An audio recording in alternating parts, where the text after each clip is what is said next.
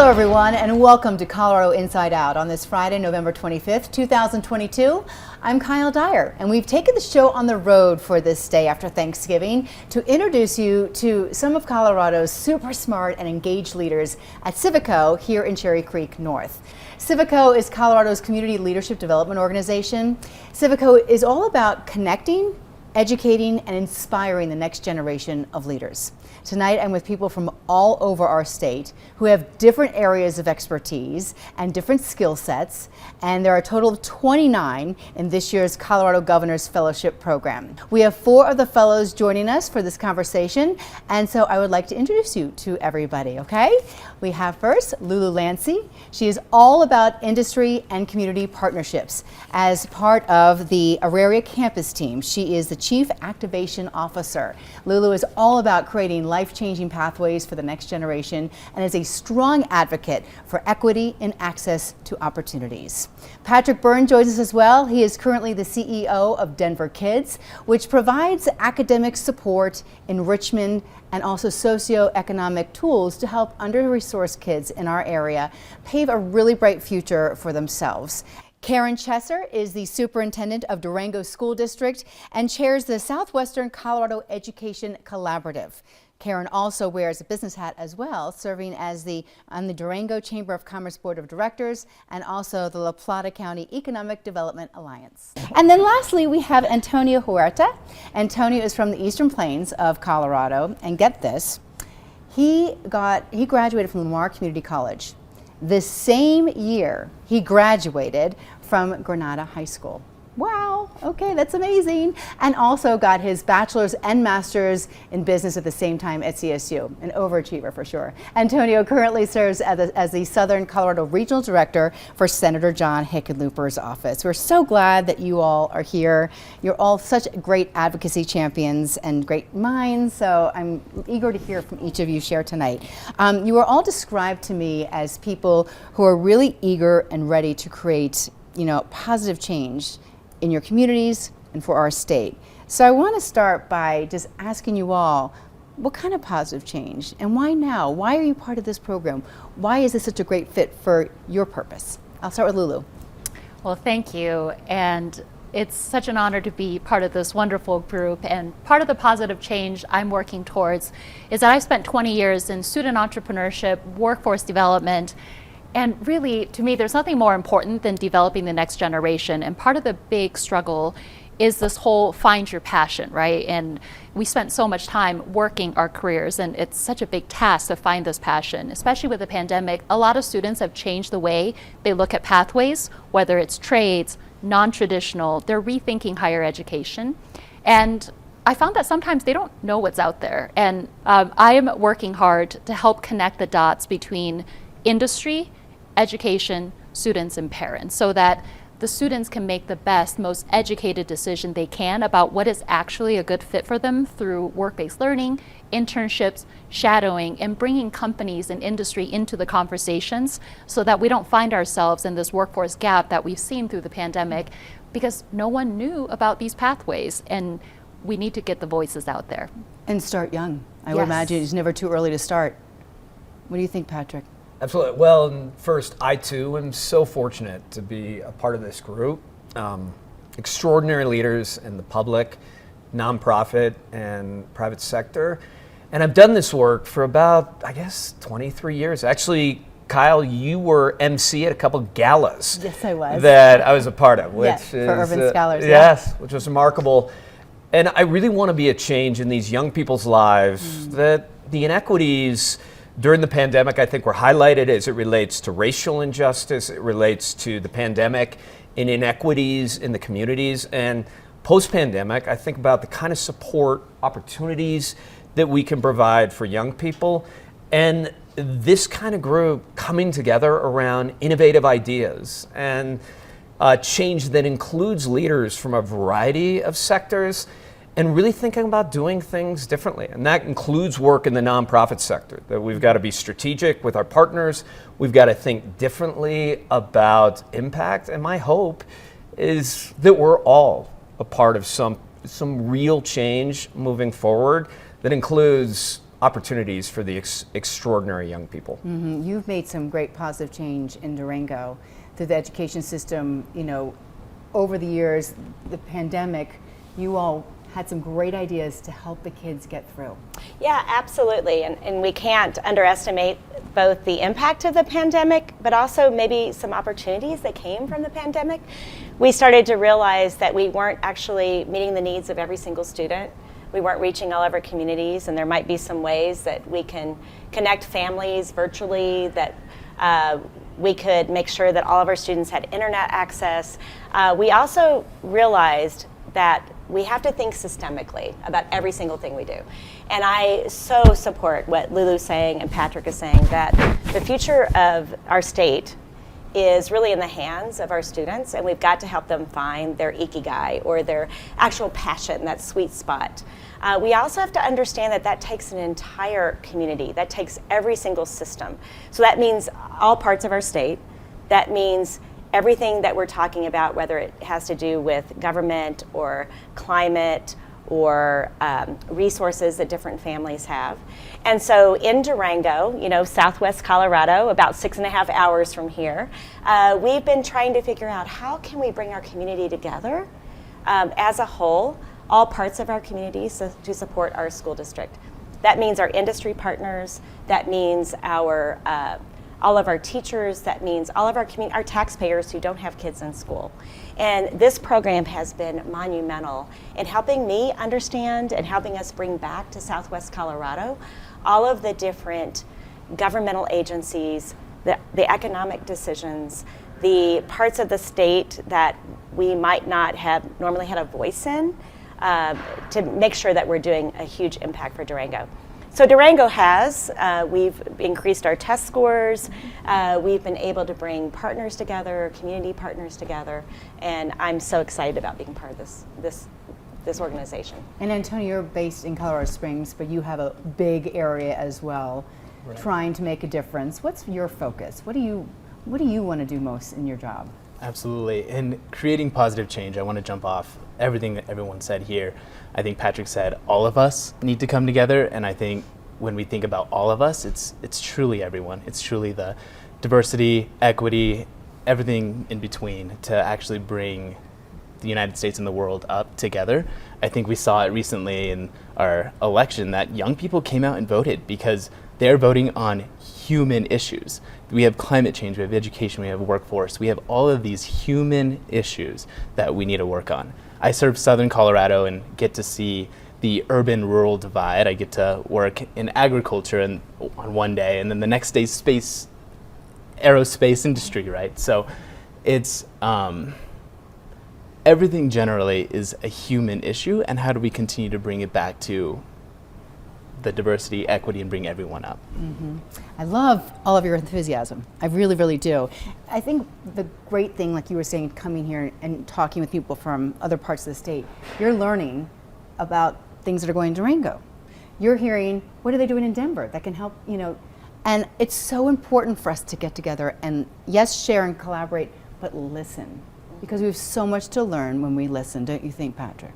Absolutely. Well, and I had a conversation with Karen earlier today. I've talked to Antonio about the needs in their communities, the differences in areas of rural Colorado versus urban, but also the opportunity to collaborate around change. In this group, I think also really thinking about everything from policy advocacy, really looking at economic variables, education, and really the role, again, of various sectors and various parts of the state that lead to success for all of us. So it's been tremendous. So if you're hearing from different parts of the state, is it hard to understand, okay, well, they're doing this in Denver, but how can I do that where I live?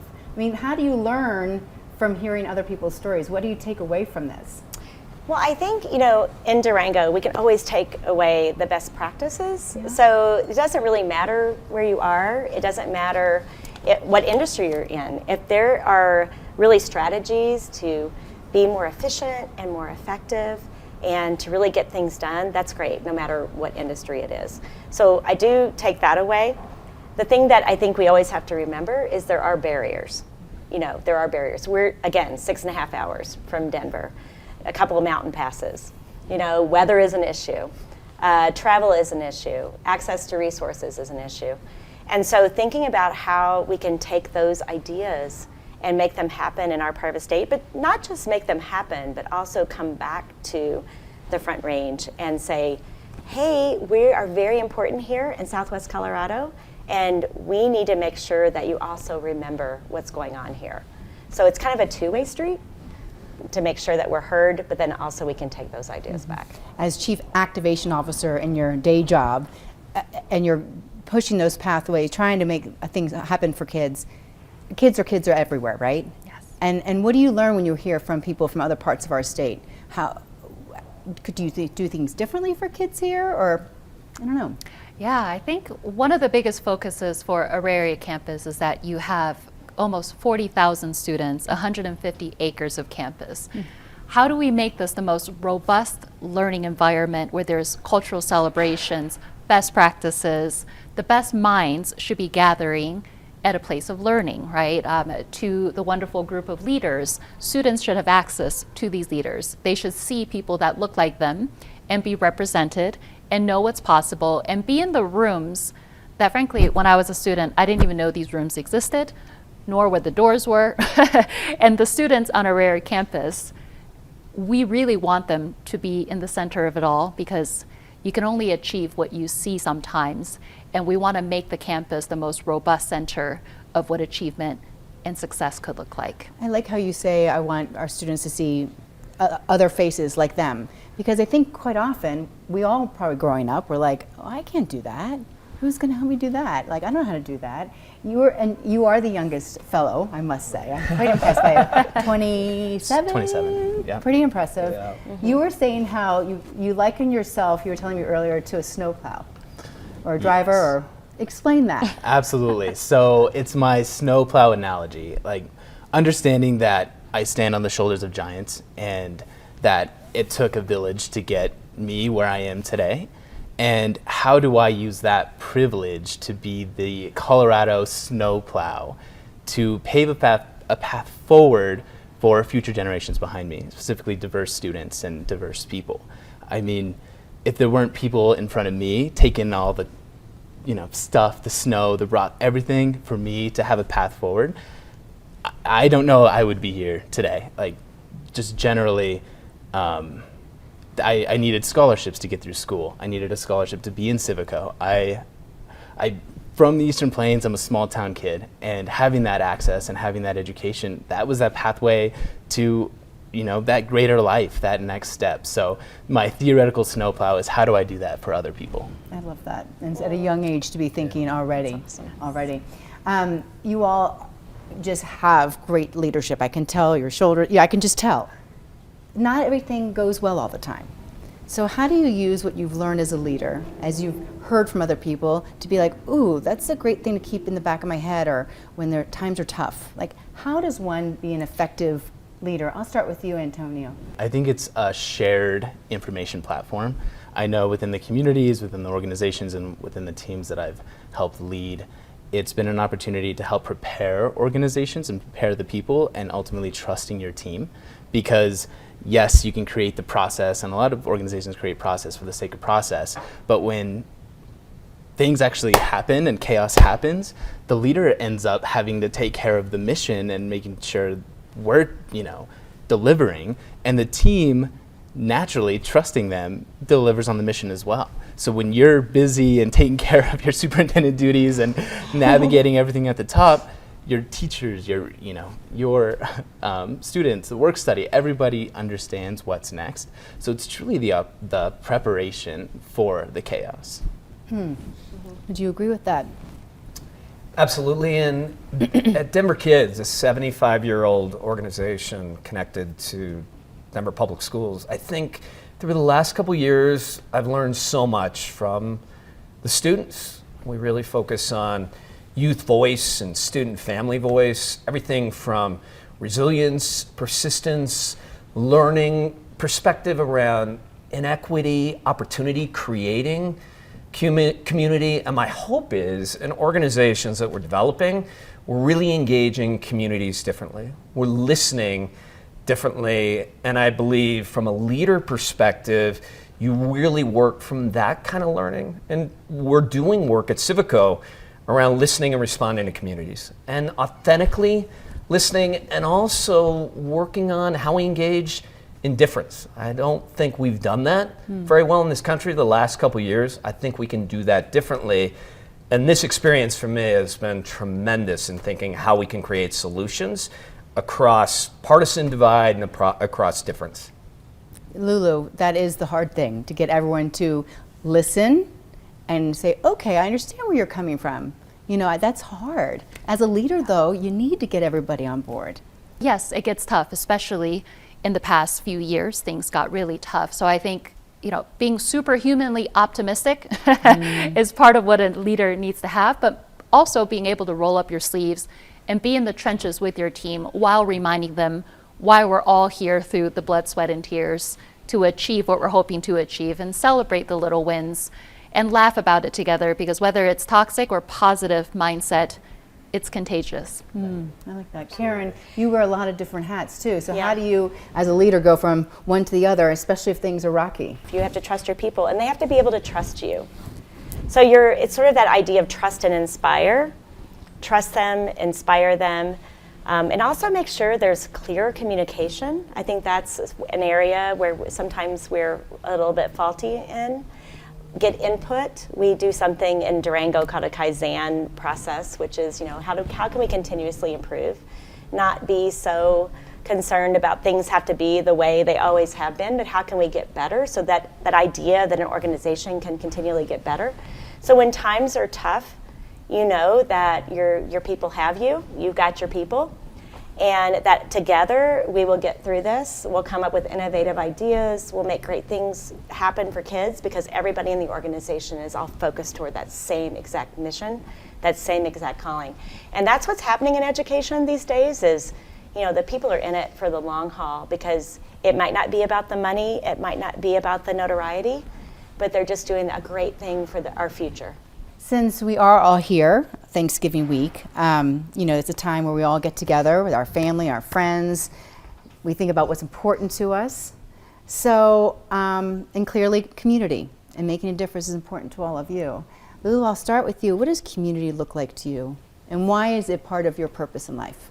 To me, a community is a place where I am seen and acknowledged, supported, but also with different voices and backgrounds that will expand my way of thinking. And that's part of the community that we're hoping to offer to our students as well, because it can be such a lonely time. And I think through the pandemic, we learned a lot about the next generation. Someone said this, is that we're all in grief because the world we knew 3 years ago is in a lot of ways no longer there. So we need to recreate this community for a lot of the young students that we all serve, right? But honestly, everyone in our network misses that support. And that's what it means to me, is to be the connector and to share resources and to help create these safe spaces for people to regain that level of support and to be seen again. Patrick, I'll just go right down the line. Patrick, community, you've been involved with this community for a long time, even not with just this organization. It's part of who you are. Yeah, and you know, I love the Denver community. It's changed so much over the years. In some ways, it's amazing to think of Denver 25, 30 years ago to now. But there was a presentation earlier today that it was interesting. It was about public safety and restorative justice and what it means around even issues of safety in community, and individuals that can show up as their authentic selves and really feel connected and build relationships. And I think more than ever, and again, that's across divide, that's across difference, I see that as also a real opportunity to build community. And Civico, these 29, 30 people coming together, is also been a really cool way to build community. Yeah, you guys are in a great place. You're very fortunate to be part of this program. What's community look like for you? Community can be sort of amoebic or amorphic or whatever, that it means that we all feel like we are included, that we feel like we belong in a variety of different cultures or settings or spaces. And that's our goal in education, is to make sure that students feel like they're part of a global community and understand that the impact of their actions can make a difference. Do you still envision a community that you want? Do you think about the Eastern Plains? Is that your home? Or what do you envision? What do you hope for in terms of creating community and helping people thrive? Absolutely. So growing up under the Friday night lights in rural Colorado to higher education in Pueblo and then public service in Colorado Springs and Southern Colorado, I think community to me just wasn't where you were, but where the people you love are at. And for me, it's been Southern Colorado. It's been Colorado generally. And even more so with now a Civico family that I didn't know I was going to have before.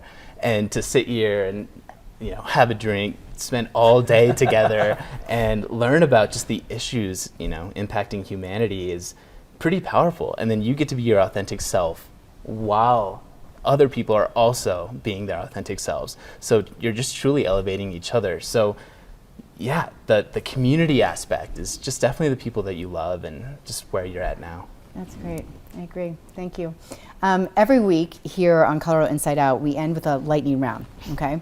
And that's where we usually go over the highs and lows of the week. But what I'm going to do, since this is a time of gratitude and good things, and we're kind of all talking with one another, through your leadership lens, I'd like to, and I'm going to start with you, Antonio, talk about something through your leadership lens that you'd like to improve, enhance, make better in Colorado, to make Colorado even stronger. Absolutely. I think I might have touched on it just a little bit earlier, but the urban-rural divide, I found that it's just not unique to Colorado, but generally we see a Front Range and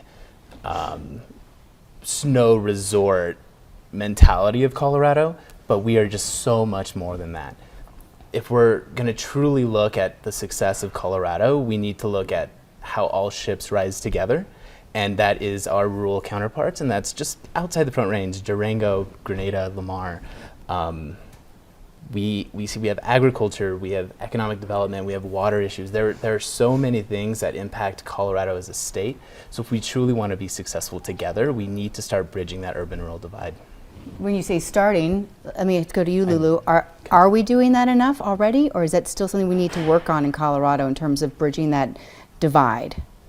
I do think it's something that continuously needs attention. Okay. For example, at Emily Griffith, we had a culinary program, and we had so many partners reaching out from rural areas that are struggling with creating this culinary pathway and pipeline because the resources has not reached some of our rural areas. So I think it's something we need to continuously focus on. Mm-hmm. And what do you think? What area through your leadership lens you're like, I want to work on that. I want to improve this for Colorado.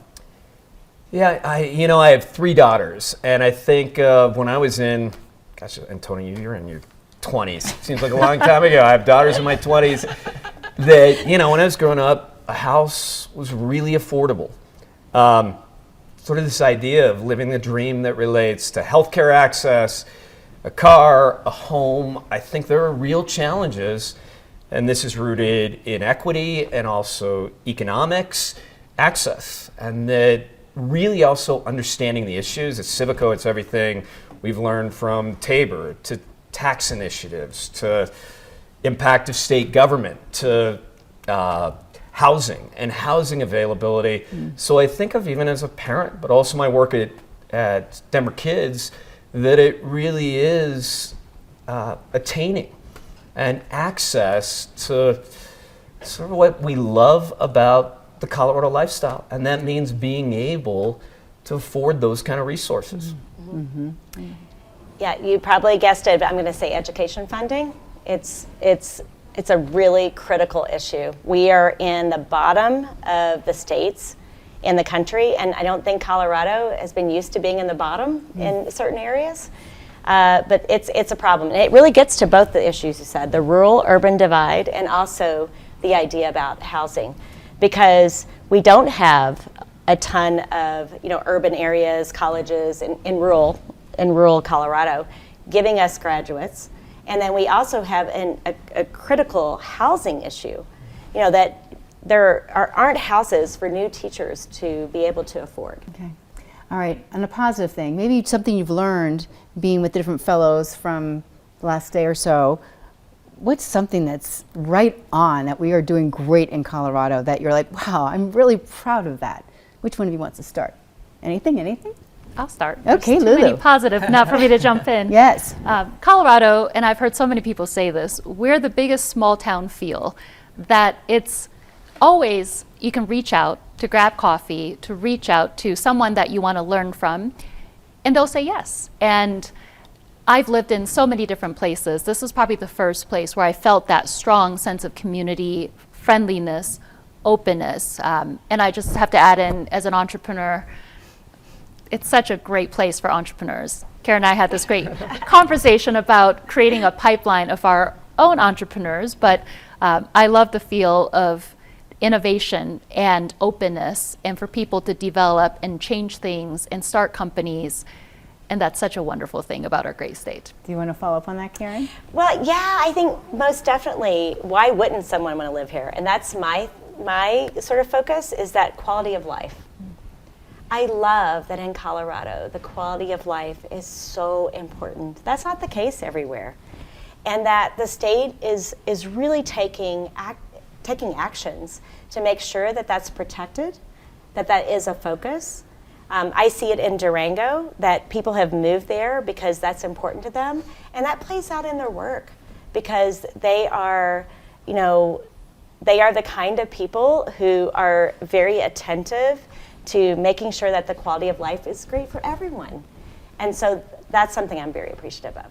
All right, I'm going to let you have the last word. So Patrick, what's something awesome that you just think we were really hitting it out of the ballpark with this in Colorado? The nonprofit sector in Colorado, from volunteerism, donors, really caring about community, young people, is extraordinary. And something through Civico that gives me a lot of hope is there really, really unique challenges, but some really smart, thoughtful people that are truly collaborative and including across partisan divides. So gives me a lot of hope. All What do you right. think, Antonio? What is something we're doing really well here in Colorado?